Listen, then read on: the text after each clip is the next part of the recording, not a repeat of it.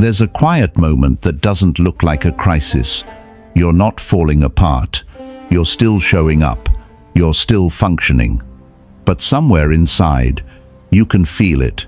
You've been standing in the same place for too long. Life looks fine from the outside, yet your spirit feels underused, like a blade left in its sheath until it starts to rust.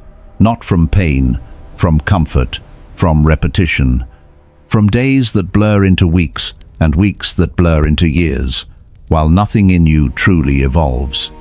Most people aren't destroyed by a single tragedy. They're softened by familiarity. The danger isn't suffering. The danger is a life that's comfortable enough to keep you unchanged. So let me ask you something. No drama, no guilt, just truth. If you keep living exactly like this for the next 5 years, will you respect the man in the mirror? Or will you recognize him as someone who traded his potential for peace that never satisfied? Stoicism was never meant to help you feel better while staying the same. It was built to make you different. Marcus Aurelius wrote, "You have power over your mind, not outside events." And that means you have power over the identity you keep rehearsing. Today, we'll walk through the Stoic process of destroying the old self, not with chaos, but with clarity, so you can rebuild from the inside out, alone, disciplined, and unshakable. You don't rebuild your life by adding more habits to a broken identity. This is where most people get stuck. They try to improve the surface while the same old self stays behind the wheel. They wake up earlier, read more books, listen to better advice, but when pressure hits, the same reactions return, the same excuses, the same fears, the same patterns, just dressed in smarter language. That's because improvement doesn't touch the root. Identity does. Trying to fix a weak foundation is like renovating a house with rotten beams. You can repaint the walls, you can upgrade the furniture, but all you're really doing is slowing down the collapse. The structure is still compromised, and sooner or later it gives way. Stoicism was never about decorating weakness. It was about removing it. Marcus Aurelius put it bluntly, "Waste no more time arguing what a good man should be. Be one. Not refine, not negotiate, not explain. Be." That's the Stoic standard. When something inside you is misaligned, you don't bargain with it, you don't optimize it, you replace it. Here's the uncomfortable truth most people avoid. The old version of you exists for a reason. It once kept you safe. It learned how to survive. It adapted to pain, rejection, scarcity, chaos. And for that, it deserves acknowledgement, but not control. Because what helped you survive is not what will help you live with strength. Your brain clings to the familiar, not because it's right, but because it's efficient. Familiar patterns cost less energy. They require less courage, less risk, less responsibility. And that's why the old self fights so hard to stay in charge. It knows the terrain. But growth demands something different. It demands that you stop trying to upgrade a system that was never built for the life you want now. So, here's the practice. Simple, direct, uncomfortable. Write down 3 behaviors or beliefs that once protected you, but now keep you small. Not the dramatic ones, the subtle ones. The habits you justify, the stories you repeat, the limits you treat as facts. Then make this shift, not as a wish, but as a decision. I don't optimize weakness, I remove it. Say it quietly, mean it fully. Because transformation doesn't begin when you add something new. It begins when you have the courage to delete what no longer deserves to exist. Affirm this. I choose transformation over comfort. Most people don't fail because they lack motivation. They fail because they leave themselves an escape route. They say they want a new life, but they keep one hand on the door of the old one, a number they might need, a habit they can quit later, a person they've outgrown, but still check in with when they feel lonely. It's subtle. It doesn't look like sabotage, but it is. Because every time pressure rises, the mind looks for the fastest path back to what feels familiar. That's why the ancient warriors burned their ships after landing. Not for drama, not for symbolism, for clarity. A nervous system cannot commit to forward movement while it still believes retreat is possible. When there is no way back, the mind stops negotiating and starts adapting. This is Stoic discipline in its purest form. Epictetus taught that freedom begins where excuses end, where you accept that your power lives in your choices, not in your circumstances. And here's the choice most people avoid: to make change irreversible. If you don't burn the bridge, you will cross it again, not because you're weak, because you're human. Under stress, your survival brain takes over. It doesn't care about your long-term vision. It cares about short-term relief. And short-term relief is always located in the old patterns. The old relationship, the old distraction, the old version of you that knows how to numb.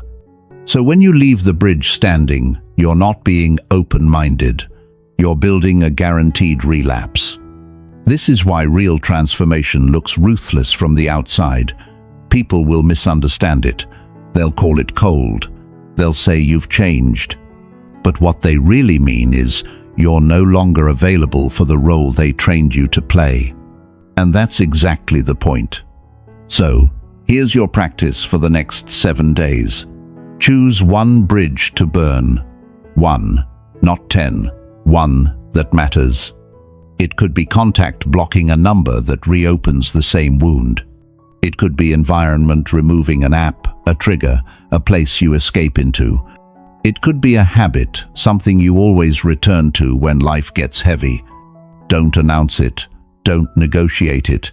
Just remove access. Then, lock in this identity shift. I make my growth non-negotiable. And when your mind begs for the old comfort, answer with this calm, final, and firm. There is no way back, only through. One of the hardest parts of transformation isn't the work. It's the misunderstanding. The moment you stop explaining yourself, people notice.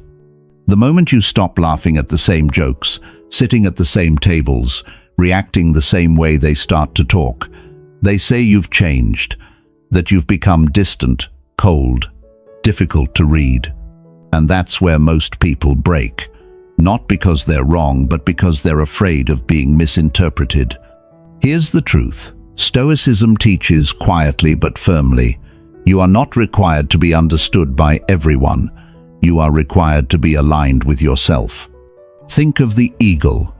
It doesn't fly with sparrows, not because it believes it's better, but because it operates at a different altitude. If it tried to stay low just to belong, it would lose the very thing that makes it what it is. Solitude works the same way. Stoics never treated solitude as punishment. They treated it as a forge, a place where noise burns off and only what's essential remains. Marcus Aurelius wrote to himself in isolation, not to perform wisdom, but to refine it. He understood something most people avoid. The crowd reinforces what is familiar, not what is true. When you're constantly surrounded, your inner voice gets edited, softened, drowned out by opinions, expectations, reactions. But when you walk alone, there's no filter, no applause, no feedback loop, just you and the truth of who you are when no one is watching. That's uncomfortable, which is exactly why it's powerful. In solitude, excuses sound louder. Fear has nowhere to hide, but clarity also emerges faster. You begin to see which thoughts are yours and which ones you borrowed just to belong. This is why growth often requires distance, not because others are wrong, but because proximity keeps old identities alive. So here's the practice. Simple, daily, non-negotiable. For 30 minutes a day, remove all input. No phone, no music, No talking. Just you, your thoughts, and your breath. Don't try to fix anything, just observe. Let the noise settle, let the real voice rise. Then lock in this identity shift, not loudly, not dramatically, but firmly. I don't outsource my direction. Say it until it feels natural. And remind yourself of this truth, especially when loneliness whispers doubt. Solitude is not weakness. Solitude is sharpening. Affirm it clearly. Solitude sharpens me. If you're waiting to feel ready, you'll stay trapped in the same life, just with better excuses. Most people live as if motivation is the engine. They wait for the perfect mood, the right energy, the clean morning, the sign that now is the time. And when that feeling doesn't arrive, they drift. One more day, one more delay, one more promise that never becomes movement. But a disciplined life doesn't run on feelings. A ship doesn't cross the ocean by negotiating with the wind.